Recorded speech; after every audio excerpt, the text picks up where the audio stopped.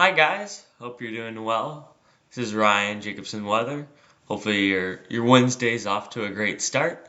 Let's get right into things today, looking at the forecast for the next couple of days. Looks like there's potentially an Alberta clipper coming this weekend, and then we're also monitoring the potential for a very large and impactful storm going into the middle of next week. So let's get right into things. Currently, as conditions stands, we have a weak low pressure system going across the central United States. This is going to bring some scattered showers, maybe even some scattered snow showers across the Midwest and the Northeast going from today into tomorrow. Not really any snow accumulation is expected from these snow showers. The only spot that could see some potential snow accumulation is up here in Maine, where a few inches are possible, and also maybe the northern New England region as well. But again, it's going to be pretty light, and I'm not expecting much in the way of snow accumulation. Once this low pressure kind of moves off coast and wraps around, you can see cold air follows in behind it. It pulls in some cold air from Canada. This will trigger some lake effect snow showers and snow squalls Thursday night into Friday in the Northeast off the Great Lakes. All of these should be particularly not too extreme, pretty light and not very impactful, just probably some nuisance snow.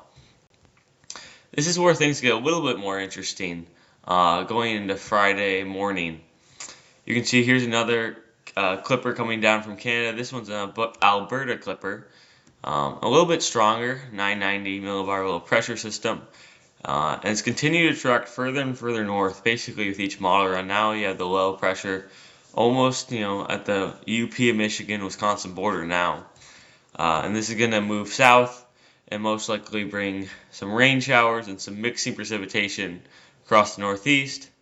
But again, there will be that chance for some light to moderate snow in Maine and the northern New England region again.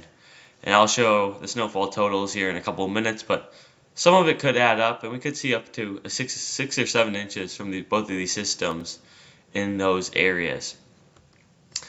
Now, once this moves off the coast, you can see a lot of cold air is now in place in the Northeast and Midwest, where it's warm in a lot of the country. Now, the models have been consistently showing that there's going to be a major storm that's going to develop out of the Rockies and kind of cross the country. Still very undecided how this is all going to set up, but I think the signal's growing stronger and stronger that we're definitely going to see that. I'll show you what the GFS is right now showing. You can see there's that cold air kind of getting pushed out by the warm air. A weak low develops, and then there's a secondary low that's going to develop behind that. This is Tuesday morning. So secondary low develops out of the Rockies, and you're going to see it's going to trek basically northeast. And there's that heavy strip of snow in Wisconsin and upper Michigan. And then you're going to have that severe weather down south. This has looked weaker the last few model runs than the GFS was showing even yesterday. But I think still that potential's there for a strong storm. And we're still 7 days out, so a lot can change, but I think it's on the table. And then you can see it crosses, the low pressure goes right through basically upstate New York, and you'll have that severe weather down south. I would say the storm is more potent at bringing tornadoes and severe weather than maybe a big swath of snow, but there's definitely potential for both. I'm going to quickly show you now the European and how they differ. So this is Monday morning. Here's that cold air in place in the Northeast, and here we go here. So, like I said, weak low develops. It actually doesn't really have a first low develop. It just has one main one. This develops basically right out of the Rockies, and you can see it's already stronger, a lot stronger than what the GFS is showing. This is Tuesday evening. You can already see some very heavy thunderstorms in the south, and you can see it kind of rapidly deepens. Look at this wind field around it. This could bring some strong winds to a lot of areas. 986 millibar low pressure going right through Illinois. There's that stronger snow, that heavier swath of snow. The European has a little bit further east than the GFS, but obviously this still can all and will change. And then you can see it track basically again right across upstate New York, and it'll bring go off into Canada and off the coast. So we're watching the potential, and then behind this It does look like there's going to be more cold air in place. Can we get a second storm to develop further south, track eastward, and bring more heavy snow to areas in the Northeast and Midwest? It's definitely a possibility, but again, now we're 9 days out, so you can't put any stake into that. Let me show you this. So this is really interesting. So the Storm Prediction Center this morning put out a 7-day 15% 15% risk of severe weather. And the Storm Prediction Center usually does not do this. A 15% risk of severe weather on day 7 outlook is very, very rare. So that's just highlighting the definite potential of severe weather going into the middle of next week. So I just wanted to point that out to you guys. Let me show you the temperatures, what you can expect over the next 7 days or so. So highs will be pretty nice today. Should get pretty nice, especially across the Midwest where you're looking at highs in Minneapolis and areas like that in the 50s, which is pretty crazy. Even like South and North Dakota, you're looking at highs, maybe even getting over 50 degrees. I'll push this forward here. This is going into Friday morning. You can see that more cold air comes in place from that first weaker storm that comes across, that first weaker low pressure system. A little bit of a warm up, and then there's more colder air to follow that, a little bit stronger Alberta Clipper that comes through on Friday and Saturday. So there's a reinforcement of cold air, and then after this is very unknown. This is Monday morning. Cold air in place, warm air. Just all depends on the pressure, the track of that low pressure system. How's it going to track? Where's that heavy band of snow going to set up? So let me quickly show you the precipitation over the next 7 days or so.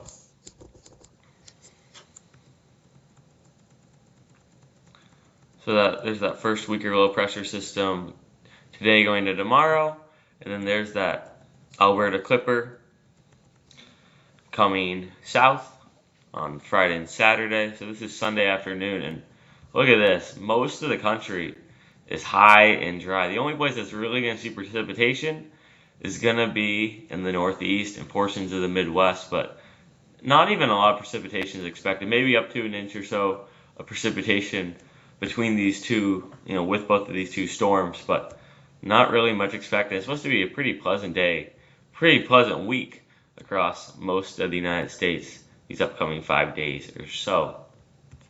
Let me show you the snowfall that can be expected from these two storms. So this is the GFS snowfall. I'll quickly show you this. So there's that first week system, and again, it's still highlighting potential for 2 to 4 to maybe even 5 inches of snow into the really high mountains, but it's definitely a shot for some accumulating snow in Maine and the northern New England region. Here's that Clipper system. And it's continued, stayed pretty similar to what I was forecasting yesterday, with kind of that bullseye area being the UP of Michigan, northern Michigan, the Adirondacks, and then northern New England. So I would say the GFS is still a little bullish on how much snow is going to fall with these two storms. So let me just show you the National Weather Service blend of models. So this is through Monday morning, and this is the snowfall expected between those two storms. A little bit obviously lighter than the GFS. We'll start in the Midwest. You can see UP Michigan, though, still 3 to 6 inches. Northern Michigan, get another 2 to 4. I got some family in Wisconsin that are wanting some snow. It just doesn't look likely from either of these weather systems at this point. Maybe some light flurries, but not really any accumulating snow is expected. Let me go over to the Northeast now. So, yeah, there's portions of Maine that this has trended higher over the last 24 hours. You can see northern Maine, 6 to 8, maybe even 9 inches of snow expected between these two systems. Adirondacks, too, especially the Tug Hill Plateau, higher elevation up there. It's going to be very elevation dependent, obviously, the snowfall. But you could look at, Vermont, New Hampshire could all see accumulating snow. So I don't know how extreme both of these storms are going to be. I think they're both going to be pretty weak, but you could see some accumulating snow in those areas from both of these storms. So I thank you all for tuning in. I will keep track of this upcoming storm this next weekend and next week. please just stay tuned and check back for daily updates on that, and I'll keep letting you guys know the potential and the severe weather and the potential for heavy snow and stuff like that. So thank you all for stopping by, and I hope you guys have a great rest of your day.